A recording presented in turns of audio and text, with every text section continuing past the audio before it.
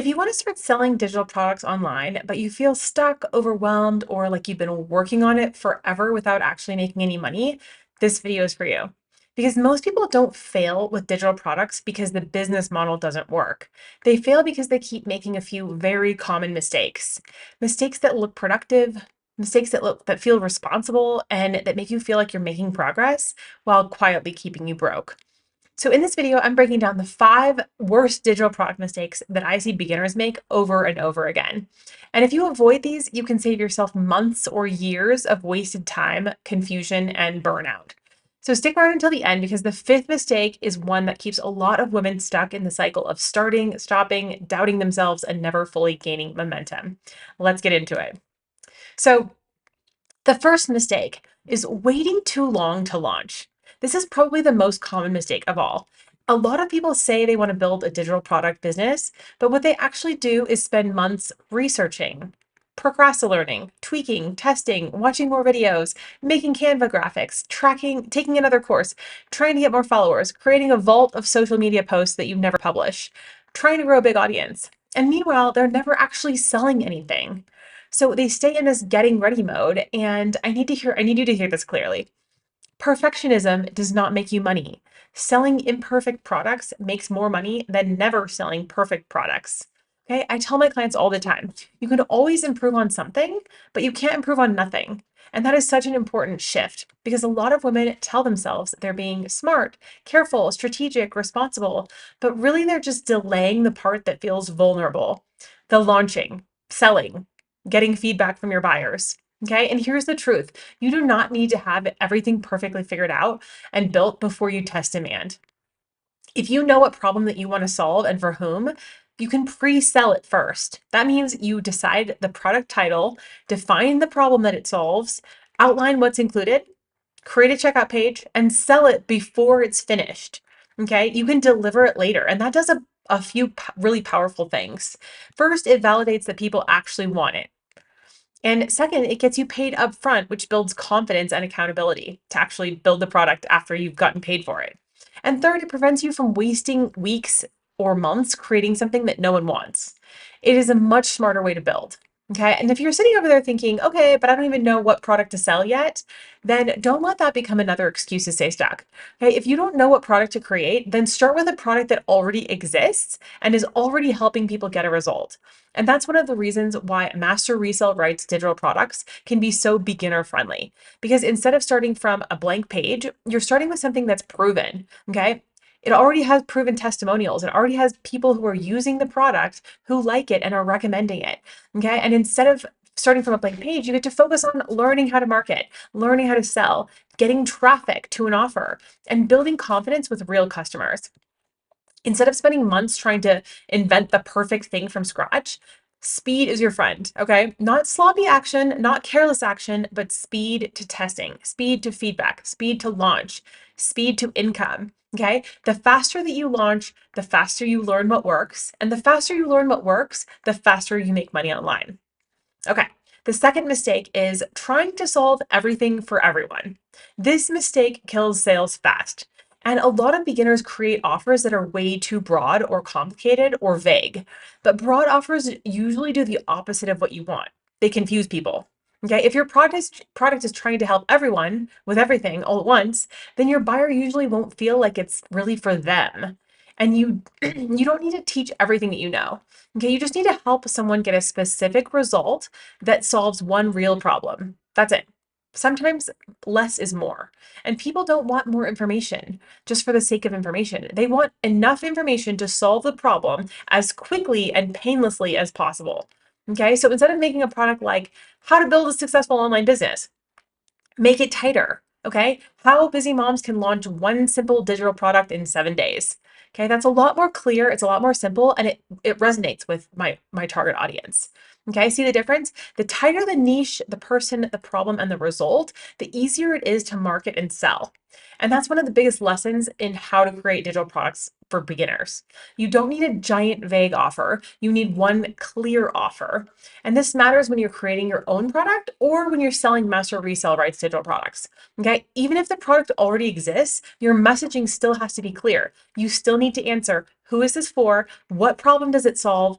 Why does this matter now? And what result can they expect? Okay, clarity converts. Vague content gets ignored unless the result is obvious and urgent.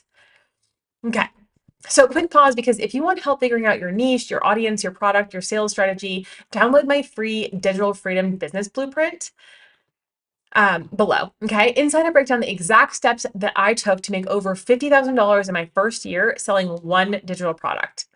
Okay, let's get into mistake number 3, because this one keeps people busy without making them any money. And mistake number 3 is spending most of your time on things that don't make you any money. Okay, this one is brutal because it feels productive. You might not even realize that you're doing it. You tell yourself, I'm working on my brand, or I'm refining the logo, or I'm fixing my website, I'm editing the video, I'm tweaking the PDF, I'm making it prettier in Canva. And listen, some of those things matter eventually, but not first. If you have no sales, your biggest problem is not your logo. It is not your font pairing. It is not your website header. It is not whether your reel had a perfect transition. It is not whether your PDF is one shade more aesthetically pleasing. Okay. If people are not seeing your checkout page, they are not buying. And when you don't have customers, that is your biggest and only priority. Once you have a digital product to sell, whether it's your own or someone else's, your main job is to get people to see the checkout page. That's it. Traffic, visibility, sales. Okay. Because if no one sees the offer, no one buys the offer. And this is where a lot of women accidentally stay safe. They spend their time behind the scenes tasks, doing behind the scenes tasks, because those tasks feel easier than and less vulnerable than posting, selling, inviting, and risking rejection. Okay. But if you have no sales, you have no business. So ask yourself, what am I actually doing that leads people to my checkout page? That is the only important thing once you have a product to sell. Okay, mistake number 4 is doing too much. Okay, this one is such a momentum killer, and you think that you're being productive and efficient, but it really just kills momentum. Okay, trying to be everywhere, trying to be on every platform, using every strategy, switching ideas or products, selling all the things, starting over every time something feels slow. And this is one of the fastest ways to create overwhelm and burnout. And it slows down your success because nothing gets enough time to build traction. You post on Instagram for a week, and then you switch to TikTok, and then you decide YouTube is better. And then maybe you think you should do Pinterest. Then maybe coaching is the answer. Then you switch back to digital products. Then you start creating a new offer because before the first offer ever really had a chance.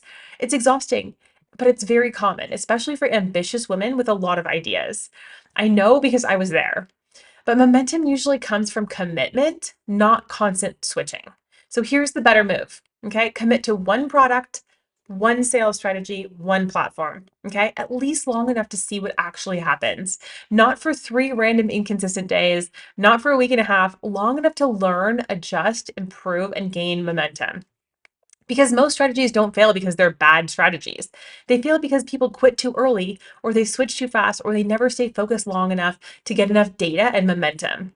Okay, if something's working, do more of that. Don't reinvent the wheel. If a product is selling, sell more of that. If a platform is working, keep using it. If a type of content is getting clicks, make more of that. Okay, optimize and scale instead of constantly starting over. That's how real businesses grow and scale. Okay, the last mistake number 5, is not having a clear strategy and support while you implement.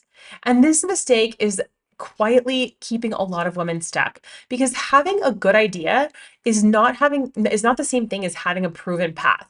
Okay, a lot of women have great ideas, strong work ethic, big goals, real desire, motivation, but without a clear roadmap and a support while they implement, they get lost in confusion or self doubt or inconsistency. And that matters more than people realize. Okay. It's not just about, because business is not just about knowing what to do. Okay. A lot of times we know what to do, we just don't do it. Okay. Business is about continuing to do it when you feel discouraged, or you start doubting yourself, or something flops, or you don't get immediate results, or someone close to you doesn't understand your vision. Okay, that's why support in this space matters so much. Think about the gym. Okay, if you have a personal trainer or even just an accountability partner, and you are far more likely to show up and stay consistent and push through resistance and get results. Okay, business works the same way. When you have a clear strategy, proven steps, accountability, encouragement, and women around you who actually get what you're doing and why you're doing it, you're much like more likely to follow through and be successful because you're not trying to build alone inside your own head, fighting your own doubts every day. Okay. And this is especially important if people in your real life don't fully understand your business goals.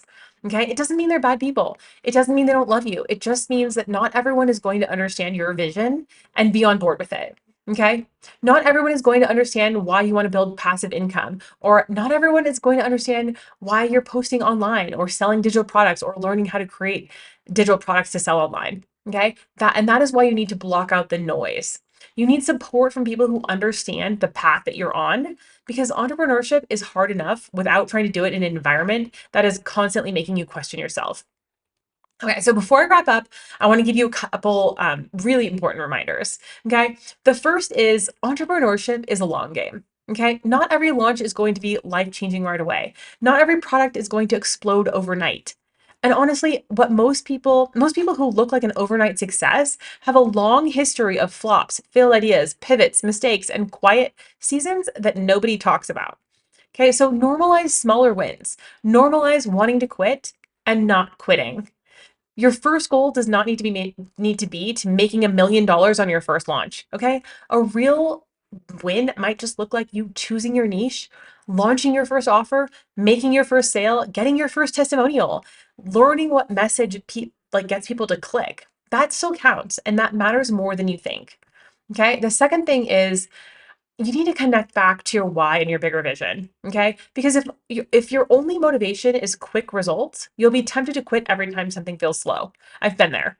But when you remember why you started, more freedom, more flexibility, more income, more peace, more choices for your family, more intentional choices for you and your family, it becomes easier to stay in the game long enough to win. Okay. And the third and last one is when something's working, keep going, keep doing, do more of what's already working. Okay. Scale that, refine that, rinse and repeat. You do not need a brand new strategy every week. You do not need to be everywhere and selling to everyone. Okay. You need consistency long enough for the right strategy to compound. Okay, so if this video called you out a little bit, good. That means you can fix it. Pick one product, pick one strategy, one platform, launch faster, simplify, stay focused. And I show you exactly how to do that in my next video, okay? That I challenge you to commit to this side hustle for 3 months. And when you pair what you just learned with what's in the next video and the challenge that's in the next video, it's going to be a lot more powerful. So I will see you in the next video.